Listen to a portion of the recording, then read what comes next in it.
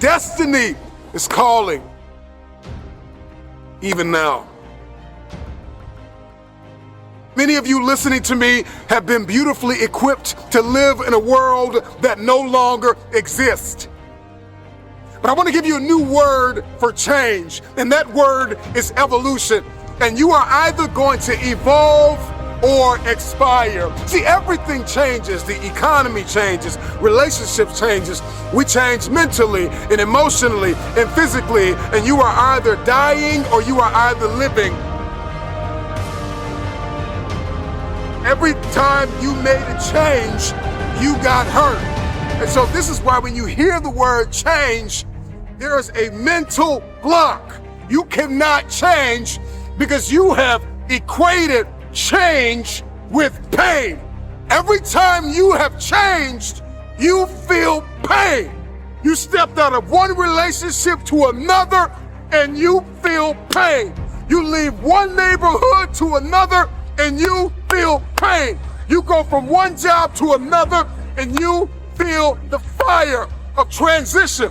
So every time you hear the word change, you see pain. Every time they say it's time to make a difference, every time they say you need to go from this place to that place, all you can see is blood in your eyes. All you can feel is the blood and trauma in your mouth, hypnotized by the pain of change. Evolve your belief system. Change is not pain. See change as growth. See change as transformation. See change as evolution. See change as necessary. See change as critical. See change as inevitable. And the more and more you start to see that change is not pain, you're going to see transformation.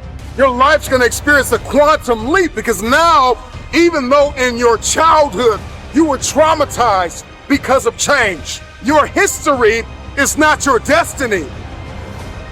See, those of you who will evolve, who are willing to evolve, you will inherit the future.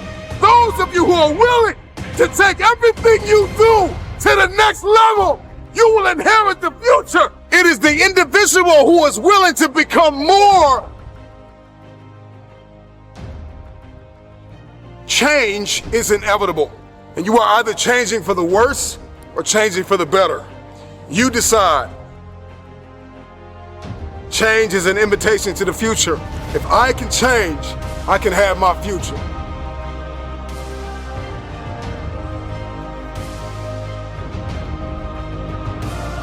Another reason why people hate change is because not only do they see change as pain, but all they see change is as failure. And it's because every time you've made a change, you have failed. And you have to start identifying change with a new layer of belief.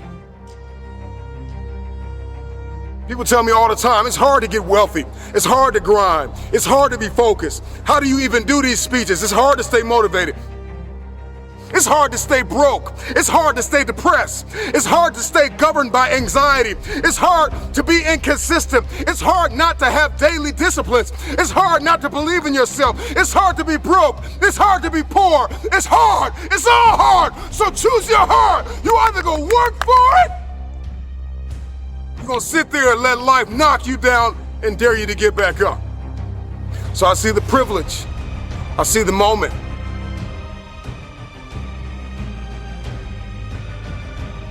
I see change as pleasure. I see change as transformation. I see change as evolution. I see change as beauty, brilliance. I see change as the future. I see change as necessary. I see that if I don't change, there is a generation of people who are going to be stuck in the same place if I don't evolve. See, the marketplace rewards those who have evolved. The marketplace rewards those who have become more valuable. You will be rewarded for the pain. Cry in secret, bleed in secret, but in public you'll be rewarded. And if everything you listen to goes over your head, you are going to miss your moment and stay living in the midst of the madness of impossibility, the lie. Somebody lied to you and told you that it was impossible. Every time somebody told me I could not do something, I had a decision that I had to make in order to achieve what they said was impossible. The power is wrapped in the truth and in the power of their perspective. It's wrapped in your capacity, your ability to believe in a dream, even if nobody believes in you.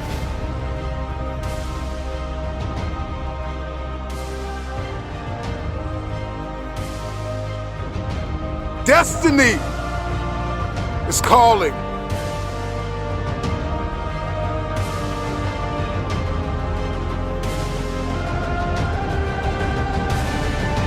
Your perspective can either become your prison or your passport. It can either arrest you or release you.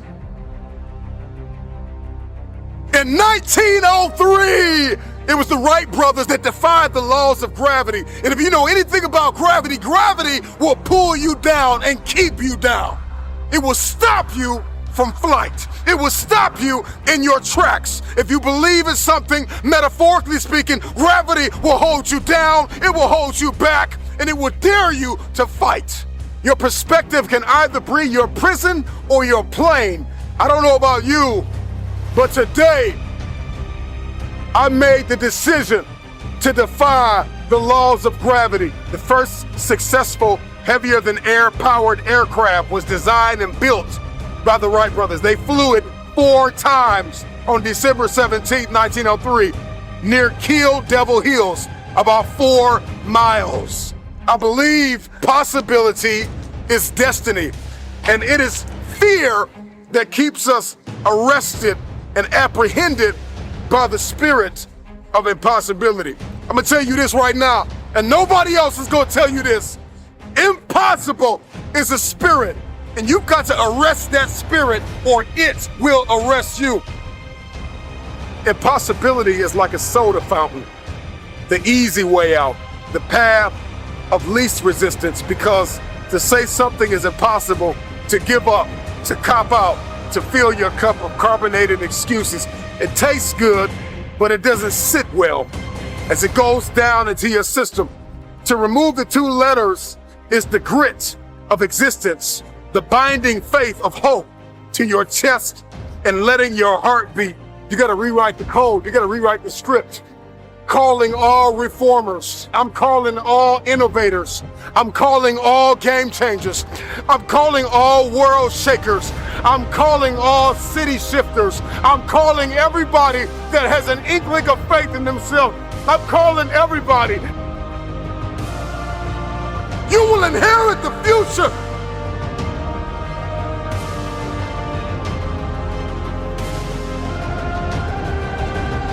We gotta rewrite the code in our soul, because it's a matter of the soul, it's a matter of the will. People that have a will to win are the ones who win. These are the people that see the future. These are the people that see not where the hockey puck is, but they see where the hockey puck is going. And that's the type of person that we all need to evolve to become. I learned years ago that the difference between people that get things done and people that do not is sheer willpower. Out of all the motivational speeches you have heard, how much of it have you retained and applied to your life? Because understanding the power and the difference between what is impossible and what is possible, it all comes back to your perspective and your capacity. If your why is big enough, then your will be powerful enough to persevere through the how. You're not looking for resources when you have a will. You become resourceful. And that's the difference between people that see this thing as possible and people that do not. It comes down to one thing, and that is your will. So you don't want it bad enough. You don't want it bad enough. That's why you can't get it done. And so the how intimidates you. And the what boxes you in. We're more concerned about collaboration than character. I think we need to come back to a place where we're examining ourselves as an individual before a people. We make the people better when we deal with the person. You got to deal with the person. You got to deal with you. It's always going to be impossible to you. if you don't see the power of your will and the power of your why.